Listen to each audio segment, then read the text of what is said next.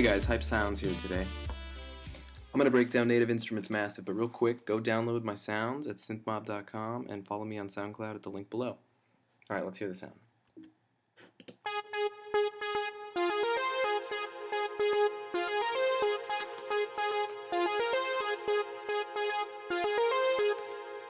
I have this MIDI file, I'm just going to demonstrate things for you with you guys. So here, open up Massive. At the top we have our browser. We can go over here, we can scroll through our sounds. These are all my leads. You guys can see that I have my sounds organized with miscellaneous sounds, leads, drums, chords, bass, and then third-party stuff I get from my friends and whatnot. A lot of these are my sound pack you guys can find online. And here's my synth. Here are our device parameters. We can use all these to control the timbre of the sound. Most immediately, here's our oscillator section. These are the actual sound waves, if you will. And they go through duty cycles, and we can select here, we can select different waveforms. Here's our basic, from square saw with a little higher harmonics to our sine triangle with less harmonics and more fundamental sound. It's just a tone, basically, but it can be high or low. It's very piercing.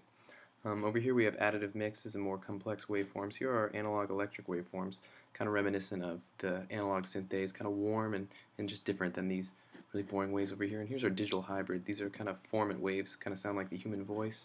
Some really wicked stuff down here. A lot of fun digging through, so I encourage you guys to get around, be creative with your waveforms.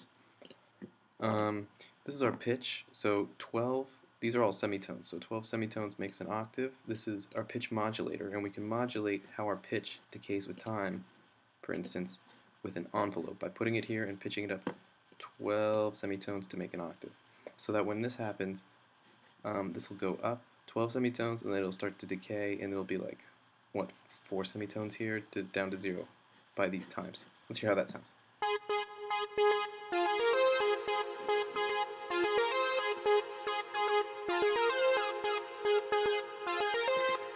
So one cool part of Massive is that you can mess with all these different parameters here. Let's check out a different patch. Let's go through our browser, go to our lead, and this one's in my synth pack. Let's grab the flute Kygo-esque. So here we can see this is our noise amplitude. Now let's hear how this one sounds.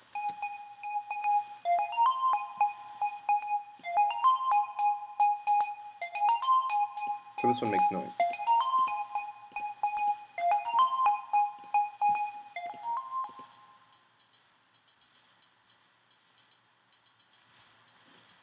In this instance, I'm using this noise amplitude generator to give a little noise when the flutist blows on the flute. So you can do some really creative stuff. Next up is our filter. This is a low-pass filter. 4 means 4-pole low-pass. It's kind of reminiscent of analog low-pass filters, which is just a resistor and a capacitor in a voltage divider, but I'll get more into that later. This means 4 poles, and a 1-pole filter is 6 decibels per octave, some more analog terminology there. But basically it just attenuates at 24 decibels per octave above, or below rather, or actually above the cutoff rate since it's a low pass. If it were a high pass, it attenuates below the cutoff point. And here you can see we're modulating our cutoff with this envelope. Let's mess with that.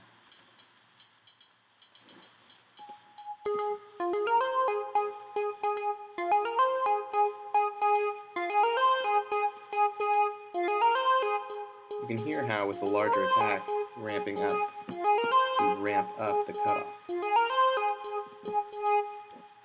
This is our series and parallel selector. It can select whether or not we run our filters in series, meaning it'll pass through this filter before this filter, and we can select how much of which filter by the mix, or parallel where it runs through the both at the same time, and you can still select with this mix.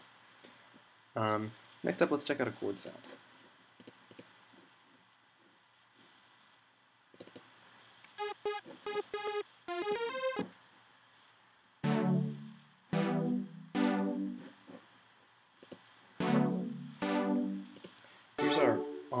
Our envelope 4, and this one goes to our amp modulator, so it's basically our volume.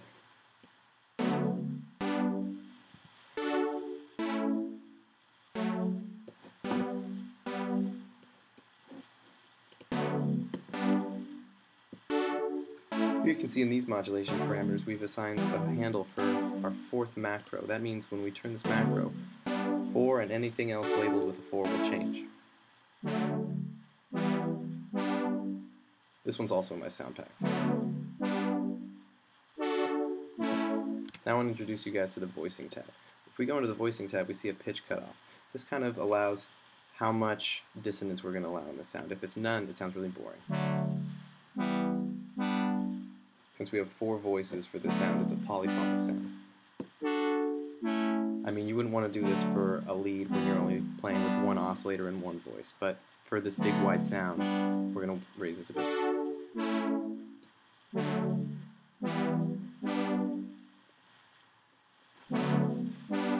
Over here on our oscillator, this is restart via gate, meaning each waveform will restart every time the note is played from its original position.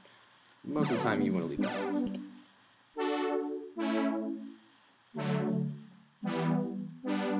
Now let's check out this LFO. Let's grab an LFO and put it onto our cutoff. It's going to act the same way an envelope does, but it's a periodic function.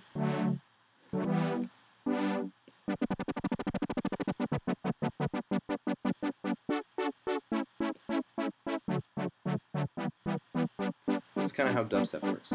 But dubstep, we can go into an LFO, make it a performer or a stepper, randomize it. I mean, you can also go into load curve, and you can drag in your curves where you want. Make all kinds of crazy funky sounds. This is something Matt says really cool for. Then we grab our performer.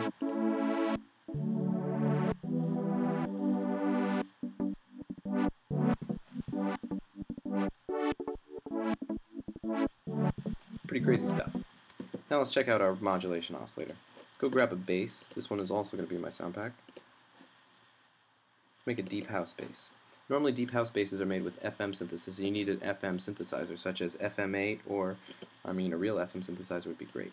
It stands for frequency modulation, where instead of just adding all these waveforms together, this is additive and subtractive synthesis Massive is really good at. You can add the output from these oscillators and then subtract noise with these filters and stuff. But here we're going to actually use our modulation oscillator, and we're going to phase our first oscillator. What that means is we're going to apply a frequency to this frequency, and we're going to pitch it up by 12. This makes some really funky deep house bass kind of stuff. There's also a ring modulator, which was named after a ring. It's a 4-way ring of diodes, the analog circuit, and it doesn't exactly sound like a ring, but it's very interesting. I encourage you guys to play around with that. And Position and Filter FM also have some wacky thrills.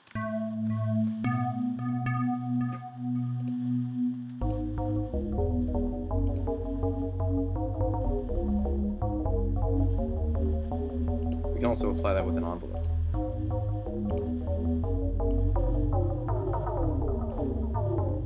Oops, wrong one.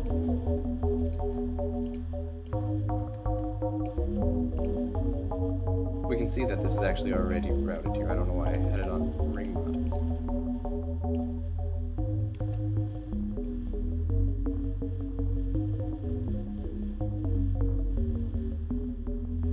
Now let's check out some of our inserts. This is where you do all your kind of distortion to saturate or thicken up the sound. Let's grab a bit crusher.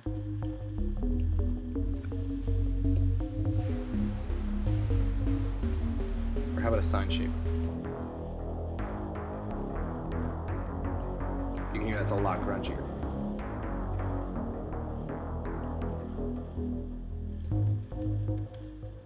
Dry wet knobs always mean how much of the signal is passing through unaffected by the filter and how much is passing through affected by the filter, or wet. Here we have our FX controls. Normally I use them all for reverb and dimension expander, maybe a little distortion from classic tubes to thicken up the sound. I rarely use the phaser or the chorus, but those are also valuable for FX. Basically we have a dry, wet, damp, and a feedback, and some timing. And a reverb, you have your dry, wet, size, density, and color. These kind of don't have as significant an impact, and you don't need to worry about them a whole lot.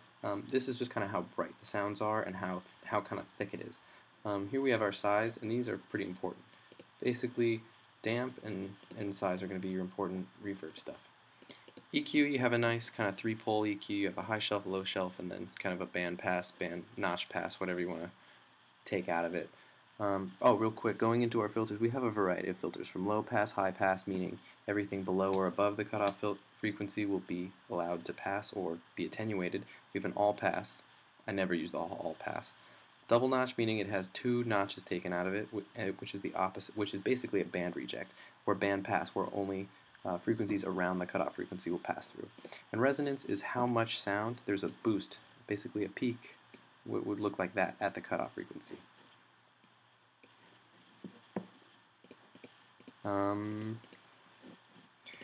If you really want to get advanced later on, I can show you guys a video on routing, but the last thing I want to show you guys is macro control. So basically, let's go here.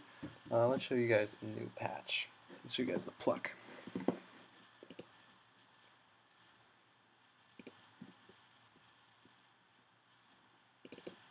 A lot of these are my synth pack guys. Really check it out.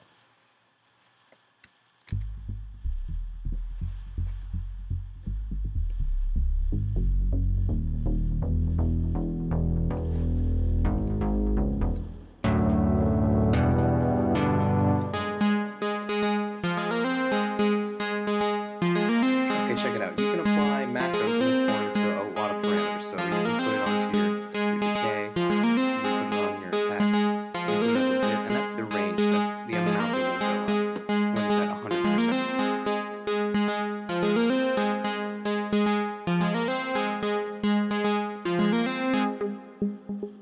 100%. So this is how you can change sounds over time. So let's go into our envelopes. And we can see here that we've selected the massive and our macro too. Let's make this 4 bars.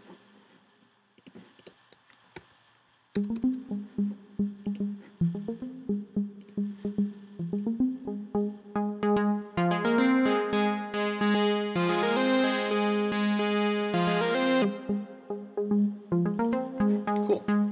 So that's how we're going to do kind of progressive house and stuff like that. I hope you guys really enjoy my videos. Download my sound pack at synths.com. Follow me on SoundCloud. Both are in the link below. And yeah, I hope you guys get started making some good music in Massive.